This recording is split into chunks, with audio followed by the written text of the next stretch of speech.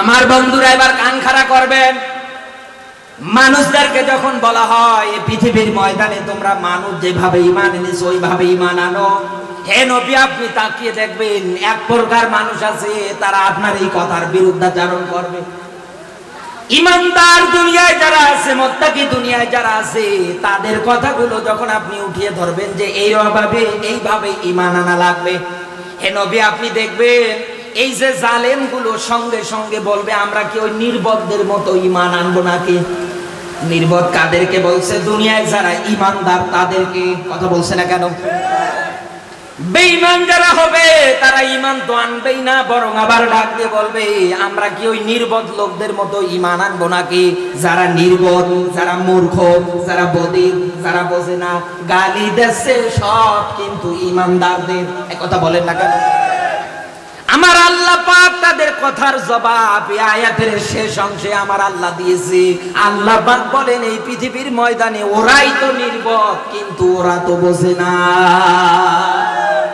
নির্বোধ তো কিন্তু ও বোঝে না। এক কথা বলেন না কেন? নির্বোধ কেরা? যারা ঈমানদারদের গালি দেয়, যারা টুপি দাঁড়িয়ে ওদের দেখলে জঙ্গি বলে, রাজাকার বলে চালিয়ে দিতে চায়, যারা মিথ্যা মামলা সাজিয়ে আলেমদের বিনা কারণে জেলখানায় পাঠিয়ে দিতে চায়, এই পৃথিবীর ময়দানে এই জালেমগুলোই গালি দেয় ঈমানদারদের। ও মূর্খ, ও বধির। এক কথা বলেন না কেন? এদেশে আজ নেই, হাজার হাজার আপনি পাবেন। আমার বন্ধুরা এবার খেয়াল করবেন, আল্লাহ পাক এবার কোরআনের আয়াতের মধ্যে যে বললেন কামা আমানান নাস, মানুষ যেভাবে ঈমান এনেছে, এই মানুষের ব্যাখ্যা খুঁজতে গিয়ে আমি কোরআনের একটা আয়াত পেয়েছি, ভালো করে বুঝবেন। আল্লাহ পাক বলেন মুহাম্মাদুর রাসূলুল্লাহ, বলেন আল্লাহু আকবার। এই কোরআনে কারীম সূরা ফাতিহা 48 নাম্বার সূরা 26 নাম্বার পারা 10 নাম্বার পৃষ্ঠার 3 নাম্বার রুকুর 29 নাম্বার আয়াত। আল্লাহ পাক নিজে ঘোষণা দিচ্ছেন এই পৃথিবীর ময়দানে শ্রেষ্ঠতম মানুষ হচ্ছে, রাসূল হচ্ছেন বিশ্ব নবী মুহাম্মাদুর রাসূলুল্লাহ সাল্লাল্লাহু আলাইহি ওয়াসাল্লাম। নবীজিকে আল্লাহ রাসূল বলে ঘোষণা দিচ্ছেন, হে নবী আপনি আমার রাসূল। সুবহানাল্লাহ বলতে পারেন না? রাসূল হিসাবে ডিক্লেয়ার ঘোষণা দিচ্ছেন কে? আর সেই নবীকে নিয়ে কাফেরের বাচ্চারা উল্টা পাল্টা কথা বলে, সেই নবীর চরিত্র নিয়ে আজ যারা কথা বলে একটারও জন্ম ঠিক নেই, সব জারদের বাচ্চা। কে ভাই তোমাদের চুলকায় কোন জায়গায়? আমার তো বুঝে আসে না। সেই নবী না হলে পরে এই পৃথিবীর ময়দানে আল্লাহ কুল কায়নাত কোনো কিছুটাই বানাতেন না। বিশ্ব নবীকে আল্লাহ পাক এত সম্মান, এত মর্যাদা দিয়েছে, নবীদের মধ্যে, মানুষের মধ্যে আল্লাহ শ্রেষ্ঠ মানুষ বানিয়েছে। এই নবীকে দুনিয়ায় যারা গালি দেয় এরা তো পিতৃহীন, অবৈধ, জারজ ছাড়া কেউ না। এবার যদি বলেন যে হুজুর দলিল চাই, এবার নেয়া। বিশ্ব নবীর কাছে এক সাহাবী আসলেন, আসার পরে গালি দেয়, নাম তার ওয়ালিদ ইবনে মুগীরা। কি নাম? আরো জোরে বলেন। ওয়ালিদ ইবনে মুগীরা বিশ্ব নবী মুহাম্মদুর রাসূলুল্লাহকে গালি দেয়। নবীজি তাকে কাছে ডাকলেন, ডাক দিয়ে বললেন মুগীরা তুমি যে আমারে গালি দাও? বলে হ্যাঁ 100% আপনাকে আমি গালি দিচ্ছি। ডাক দিয়ে বললেন মুগীরা বাড়িতে যাও, একটু খোঁজ নাও তো তোমার জন্মে ঠিক আছে কিনা। আরব জাহানের মানুষগুলো মিলে বিশ্ব নবীকে আলামিন উপাধি দিয়েছে, ওমা আরসালনাকা ইল্লা রাহমাতাল লিল আলামিন। হে নবী আপনাকে আমি জগৎ সমূহের প্রতিপালক হিসেবে বানিয়েছি, এই পৃথিবীর ময়দানে আপনাকে আমি রহমত আকারে বানিয়েছি। কথা কার? আরো জোরে বলা লাগবে। এক দৌড়ে মায়ের কাছে গিয়ে ডাক দিয়ে বলে মা মুহাম্মাদুর রাসূলুল্লাহ সাল্লাল্লাহু আলাইহি ওয়াসাল্লাম কোনোদিন মিথ্যা কথা বলে না, যা বলে সবগুলো সত্য কথা। এই আরব জাহানের মানুষগুলো তাকে আলামিন সাদিক সাদিক বলে ডাকে। আমার মনটা বারবার শুনতে চায় কেন তিনি এই কথা বললেন। মা আমার বাবার কি আসলেই পরিচয়হীন? এ কথা যখন জিজ্ঞাসা করছেন সঙ্গে সঙ্গে তার মা ডাকতে বলে সন্তান বেয়াদবি মাফ করবে। বলে কেন? বলে আমি মাঠের মধ্যে কাজ করতে গিয়ে এক রাখালের সঙ্গে অবৈধ পরকীয়ায় যুক্ত হয়ে তোমাকে দুনিয়ায় এনেছি। তার মানে নবীজি যা বলেছে 100 মিলে গিয়েছে। ও মুসলমানেরা, আজ দুনিয়ার ময়দানে বিশ্ব নবী বেঁচে নেই, কিন্তু তার নাইবে রাসূল দুনিয়ায় আছে না নেই? এদেরকে যারা গালি দেয় তারা কি? সূরা কলামের 13 নম্বর আয়াতে আল্লাহ ব্যাখ্যা দিয়েছে, উতুল্লিম বা'দা যালিকা সানিম। বলেন আল্লাহু আকবার। এই পৃথিবীর ময়দানে যারা নাইবে নবী আলেমদের গালি দেয় ওরা পিতৃহীন অবৈধদার সন্তান। সরাসরি ব্যাখ্যা করেছেন তিনি কে? আরো জোরে বলেন। বিশ্ব নবীর ব্যাখ্যা আল্লাহ দিচ্ছেন, হে নবী, এই পৃথিবীর ময়দানে আপনি শ্রেষ্ঠতম মানুষ, আপনি হচ্ছেন আমার রাসূল। বিশ্ব নবী আমার এমন নেতা আমরা পেয়েছিলাম, যেই নেতা তার স্ত্রীদের কাছে পর্যন্ত গিয়ে গিয়ে ডাক দিয়ে বলেছে, স্ত্রীরা রে, আমি নবী মুহাম্মদুর রাসূলুল্লাহকে রাতের বেলা যা করতে দেখো মানুষের মাঝে খুলে খুলে বর্ণনা করে দাও।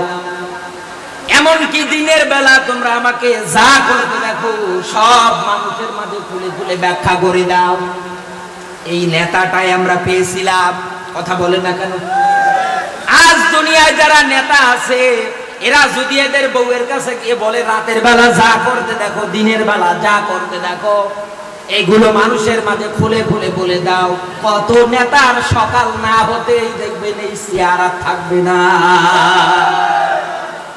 চেয়ার থাকা তো দূরে থাক, কত নেতার আজকে ভিডিও ভাইরাল হয়, লজ্জা লাগে, লজ্জা লাগে এগুলো।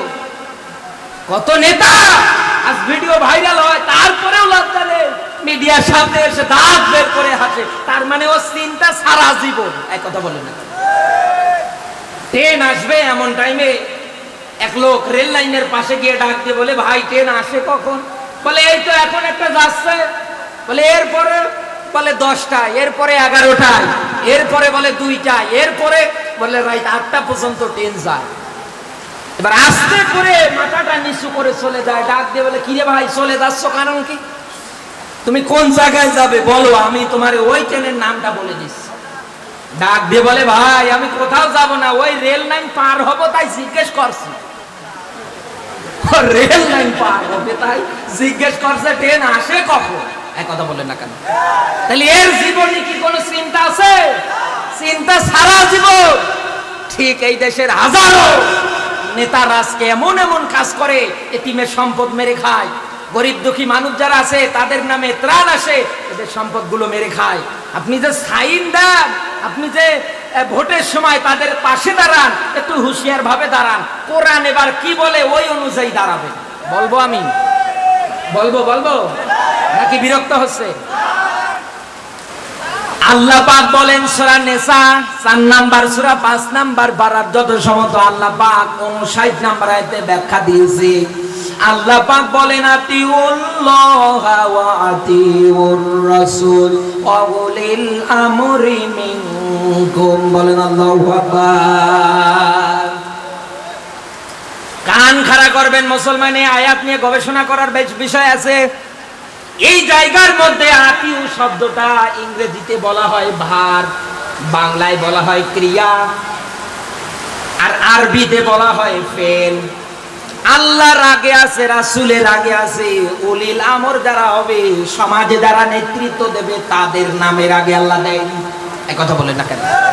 তাদের নামের আগে কি আছে? নেই। তার মানে আপনাকে নেতাও যদি আপনি মানতে চান, অবশ্যই মানা লাগবে এইভাবে, যেই লোকটা আমার আল্লাহ এবং আল্লাহর রাসূলকে ফলো করে চলে, দেখা লাগবে পৃথিবীতে যারা নেতা আছে এই লোক আমার আল্লাহ এবং আল্লাহর রাসূলকে মানে কিনা। কথা বলে না কেন?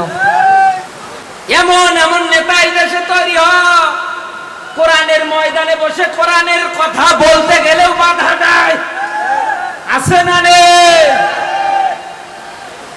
আমি বারবার আল্লাহর কাছে দোয়া করি, আল্লাহ এরকম মানুষ আমার ময়দানে মিলিয়ে দাও তো, সাহসটা দেখবো আমি।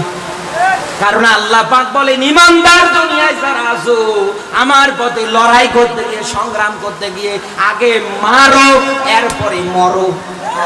এই কথা বলে সূরা তাওবার 111 নম্বর আয়াতের শেষের অংশে আছে, আমার পথে লড়াই করতে গিয়ে, সংগ্রাম করতে গিয়ে আগে মারো এরপরে মরো।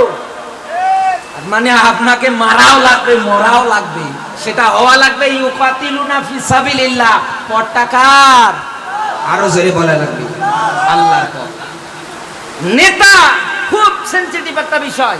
ইয়াউমা নাদউ কুল্লা উনাসিম বিইমামিহিম, সূরা বনী ইসরাঈলের 71 নাম্বার আয়াত। আল্লাহ ডাকবে, প্রত্যেকটা মানুষকে ডাকবে নেতার সাথে। আপনার নেতা যদি গনখোর, বেইসখোর, ডাইলখোর হয়, কয়েকটা টাকার জন্য আপনি যদি আপনার আমানত নামক ভোটটা যদি বিক্রি করে দেন, কিয়ামতের ময়দানে আমার আল্লাহ এই নেতার সাথে আপনাকে ডাকবে। কি জবাব দেবেন? হিসাব করে মরেন তো আপনি, আপনি কি জবাব দেবেন? আপনার কোনো চিন্তা নেই।